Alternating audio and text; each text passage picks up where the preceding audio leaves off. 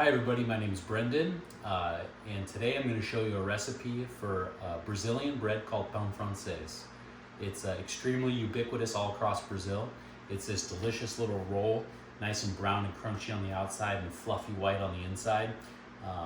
Any kitchen you go to in Brazil, you're going to find this bread. Everybody knows about this bread in Brazil, and it's extremely popular and delicious.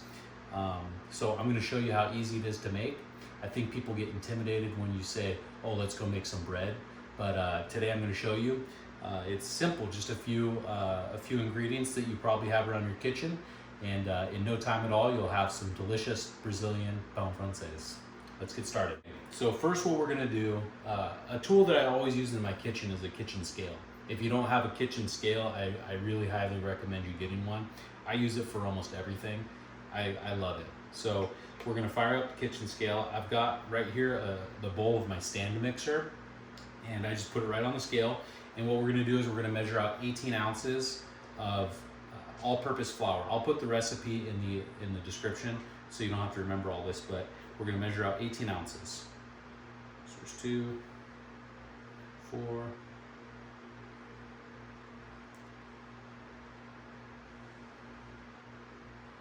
this is going to make 8 rolls. You can do, depending on how big you like it, you can divide it into smaller, larger, whatever. You can double the recipe if you want. Sometimes I do that.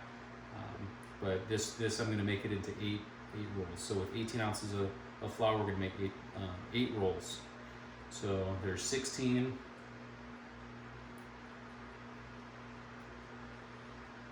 Okay, a little bit more. Okay, we got 18. So to that, I'm going to put in 3 teaspoons of yeast. This is the instant yeast. That goes right in. And I'm going to hold, I've got salt here. I've got 2 teaspoons of salt, but I'm going to hold off on that for now. Because first you want to let the yeast absorb with the water and the flour and get that yeast activated, because the salt sort of acts as a retardant. So this step right here, what we're going to do is mix all this up and let it sit for a half an hour, and that'll let the yeast start to work and the flour start to absorb that water. So to that, we're gonna tear this out, and we're gonna add 11 ounces of ice water. You can see in here I've got ice to make it super cold. Because what happens is when you start mixing it in your stand mixer, you can do it by hand if you want, but it's going to take a lot of time and a lot of muscle and a lot of effort. I just prefer using the stand mixer. So, but what happens is when you start mixing it, especially for a long time like we're going to do, the dough starts to heat up. And if you heat it up too much, it's going to start killing the yeast. And so I like to get really cold ice water here. And what I'm going to do is I'm going to throw in a couple ice cubes too. So we need 11 ounces. So I'm just going to let a few of these ice cubes drop in as I measure out 11 ounces. So I've got 2, 3, 4 ice cubes, and now I'm just going to hold off on the rest because I think that's enough.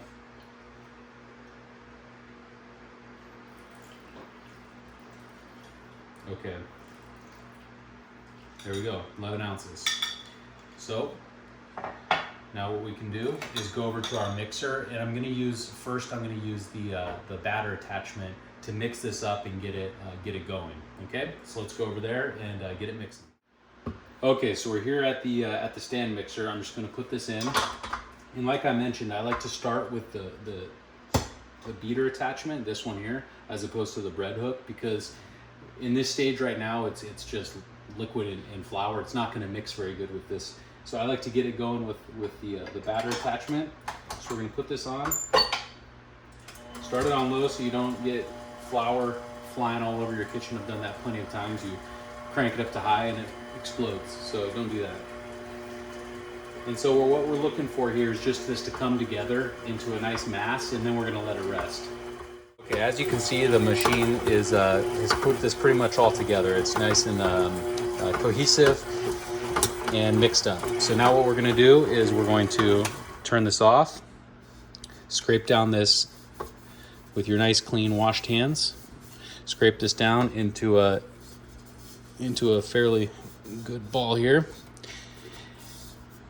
And now we're just going to let this rest for 30 minutes. And what this does, like I said earlier, it just lets that flour absorb the yeast, or start activating the yeast and absorb the water. So we'll come back in 30 minutes, take a look. All right, so it's been 30 minutes and we're on to the next step. So what we have here is we've got 1 ounce of butter. We're gonna put that in. And it's softened, just slightly softened, meaning not, real melted or so. I think the technical temperature is like 65, 70 degrees. So softened butter in there, and then we've got 2 teaspoons of salt. Put that in there. And now again, we're just gonna mix this. We still have that beater attachment in there, and we're gonna mix it on low just for it to come together, and then we're gonna switch it over to the bread hook. We're real cohesive at this point. We're all one together, big ball. So what we're gonna do is just switch it out to the bread hook. And so I'll show you what it looks like. As you can see, we're just like this. So I'm gonna get all of this off here and switch it to the dough hook. And if you just started with the dough hook, like I said, the dough hook kind of spins around the bowl and doesn't really grab hold, and it just takes a long time to kind of come together. So I find it easier to, with all my doughs, to start off with this beater attachment, get a nice cohesive ball, and then switch it over to the dough hook. You don't want to do the whole time with the dough hook because it's going to put a lot of strain on the motor of the stand mixer. So we got our dough hook in there.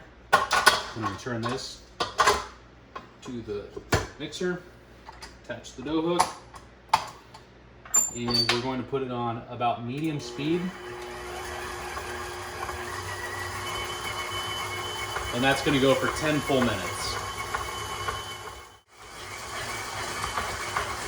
All right, so it's been 10 minutes, and this is looking really nice. It's looking smooth and pliable. Come take a look. It's exactly what we want to see. Looks like Play-Doh. So it's been 10 minutes. Now let's transfer it over to our work surface.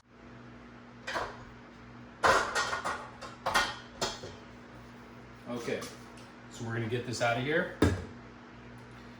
Stuck to the dough hook a little bit, and I've put flour on my work surface here. So we're gonna fold this out onto there.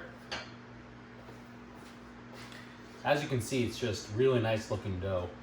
So we're gonna get this out of here. Put it onto a nicely floured work surface. If you don't flour it, it's gonna stick a lot. So roll it around a little bit. Get it nice and floured up into a semi-even ball. Beautiful. And now we're gonna cover it with plastic.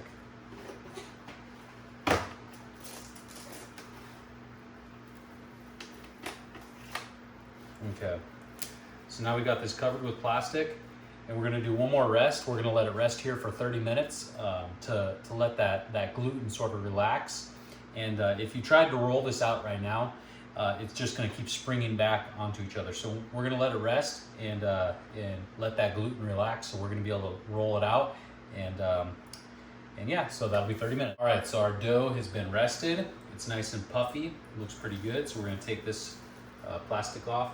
And now what we're gonna do is we're gonna roll this out and fold it over on itself, roll it out, fold it over on itself. This is kind of a lamination process. It's like how they make croissants, how they make fluffy, those different layers in the croissants. We're kind of doing the same thing. We're mimicking that. So what we're gonna do is pat this into a semi-rectangle. The first layer you could probably just do with your hands like this. You can see it's nice and rested here. It's not springing back on itself. If you find that it's springing back on itself, you can just cover it with the plastic and let it rest for another 10, 15, 20 minutes, whatever it needs. So we're gonna open this up. Try to do it as evenly as possible. Doesn't have to be perfect, but it just makes it easier if it's square. We're trying to make it as square as possible.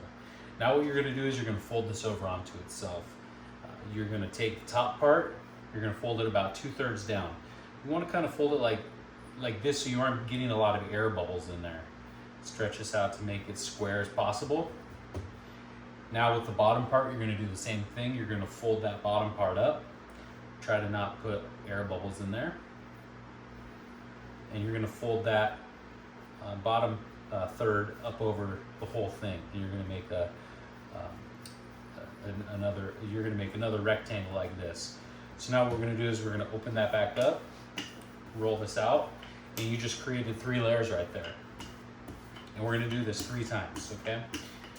So roll this out. It gets a little bit harder each time because as the gluten is starting to develop and you're getting a little bit more spring in the dough, but it's not hard at all. It was really neat. Last time I was in Brazil, I went to this, there was a little town called Petrópolis, and I was driving around and I saw this little bakery, and I decided to stop and get some of this bread, and because it looked real good. It was fresh out of the oven.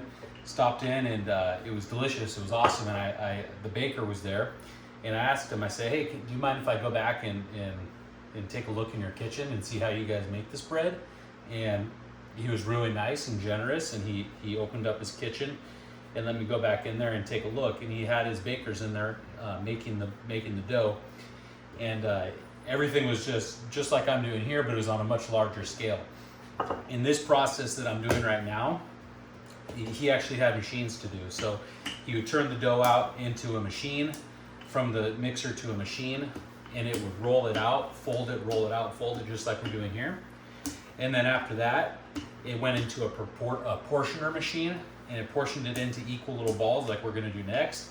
Rolled them all up perfectly, and then he put them into a next machine that rolled them into cigar shapes, and that's going to be the third step that I show you here. So it was really neat. It was a really great opportunity to see this done in real life in Brazil.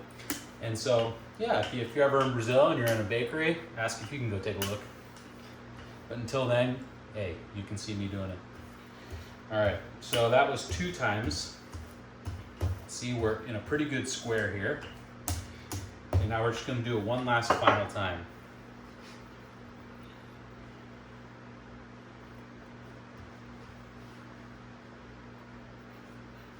Okay, get that into a rectangle.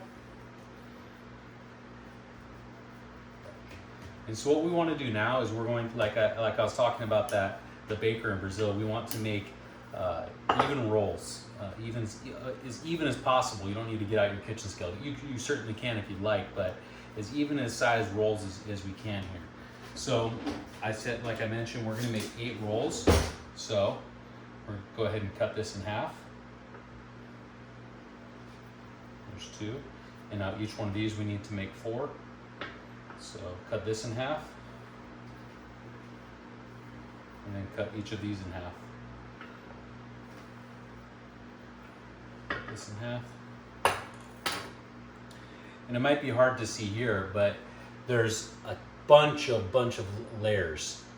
For me, I can see each little layer. You've just created a whole ton of layers here, and it's going to add to the tenderness of the crumb of the roll, the finished product, and it's going to add a great texture to your roll. So again, we're going to cut these in half and then these in half again to make 8 rolls, more or less even size. Okay, so let's put these over to the side here, and we're going to cover these up while we're working. I'm going to show you how to roll these into the cigar rolls like I mentioned a second ago. Cover these up just so they don't get dry while you're doing this next step. Oh, and before I do this, I have this form right here. It's for making bread, for making loaves. If you don't have this, just use a regular cookie sheet or a sheet pan and cover it with parchment paper. But this one it works really nicely. I got this on Amazon for like $10. So, okay, so you have your roll, your piece here. Now you're going to cup your hand and just press down firmly with your fingers and your palm, but leave the top part a little bit open. And you're just going to roll it like this, around, around, around. And you don't want to have a really floured surface here. It's just going to go slipping. You want it to stick a little bit. And what that does is that puts it into a nice roll here, a nice round circle without any rough edges. So we're going to go ahead and do that to all of these.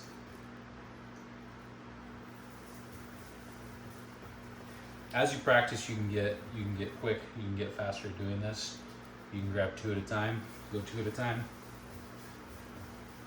I like to watch the Great British Baking Show, and Paul Hollywood, the host of that show, always says that if he's not using both of his hands, he should get paid half of the paycheck because he's only doing half of the work. So let's get our whole paycheck today and use both hands.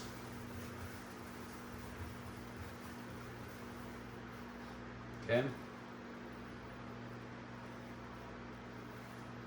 Final two.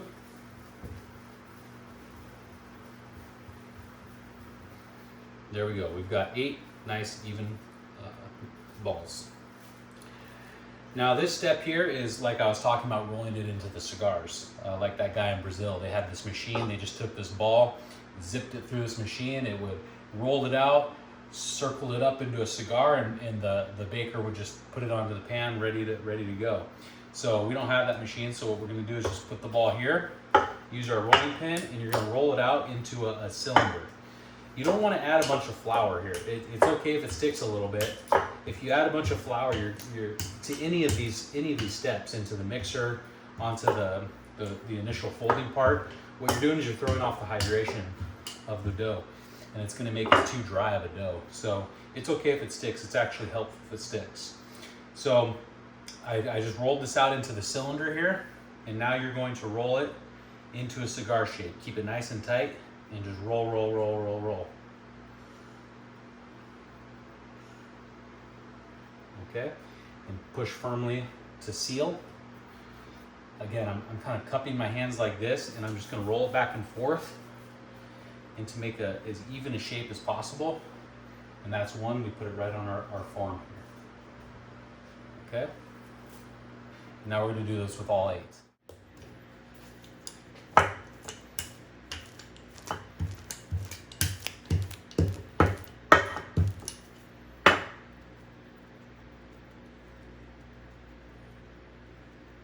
Nice tight cigar.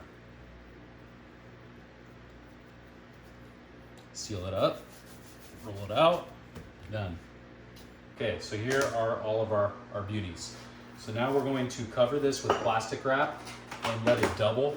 I like to spray the plastic wrap with just a little bit of oil, so it doesn't, with spray, so it doesn't stick too much to the dough once it rises.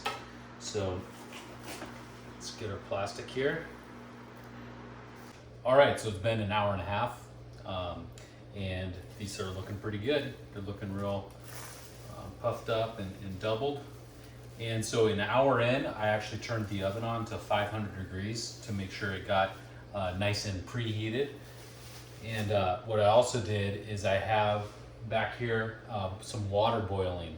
And what that's gonna do is right before I put these in, I'm gonna put that into the oven and then spray some water in there as well to create steam.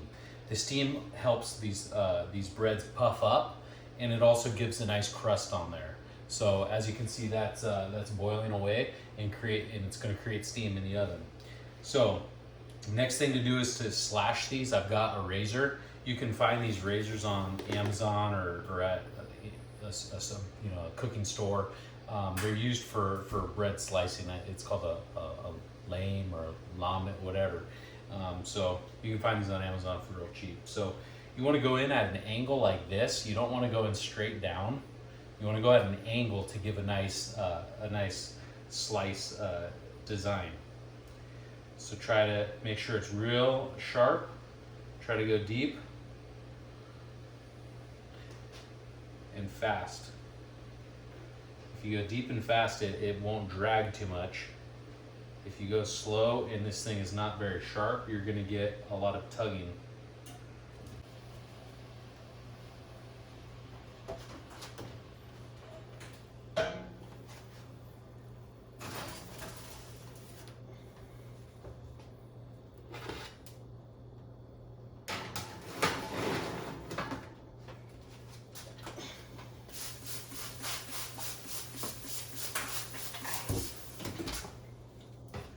Okay, so we got those sprayed. We got that steam going on in there, and we're gonna set the timer for 9 minutes. All right, so it's been 9 minutes. The timer just went off. So what we're gonna do is we're gonna remove this pan, and this is why it was important not to fill it too full. you don't want to fill this thing too full, or you're gonna have water splashing all over the place. So just be very careful. So real quick, take that out. Let's try to spray this in here one more time. Create a little bit more steam on top, and then let them finish cooking. It's probably only gonna take another 3 minutes, let's say. And then we can check. Just once you get a real deep golden brown, that's how you're gonna know it's ready. All right, so the timer went off. It's been another 3 minutes. You can pull these out once they're a nice golden brown. So it's up to whatever, your oven might be a little bit different than mine. So if it takes a couple extra minutes, no big deal. But as you can see, these are a beautiful golden brown. Let's put these here so we don't burn ourselves. There we are, pan francês. All right, so now we've cooled down a little bit, and these are smelling delicious. You can smell that butter coming through, and these are nice and just the consistency is just wonderful. So let's take a look inside. Break one of these open. It's pretty good. And you can see, I don't know if you can see from the video, but you can see the layers that we made by the rolling that we did. And so this is really good. It's really popular in Brazil to make something called misto quente. It's basically a panini, a grilled cheese sandwich. You cut it in half, put some cheese, some ham, and then put it in a panini press. Super popular. Everybody eats that all the time. Breakfast, snack, whatever. But today I'm just going to use some of this. I actually found this at a Latino market. It's called requeijão. This is a very popular cheese you can find everywhere over in Brazil, but here you can't find it anywhere. It's really difficult to find. It's a real creamy, as you can see, cheese. It's hard to even compare it. There's nothing really like it. I mean, I guess the closest thing would be maybe a cream cheese, a soft cream cheese, if it were made, but it's more sharp. So it's almost like a cream cheese / Parmesan. So anyway, let's go ahead and put some of that on the bread and give it a taste.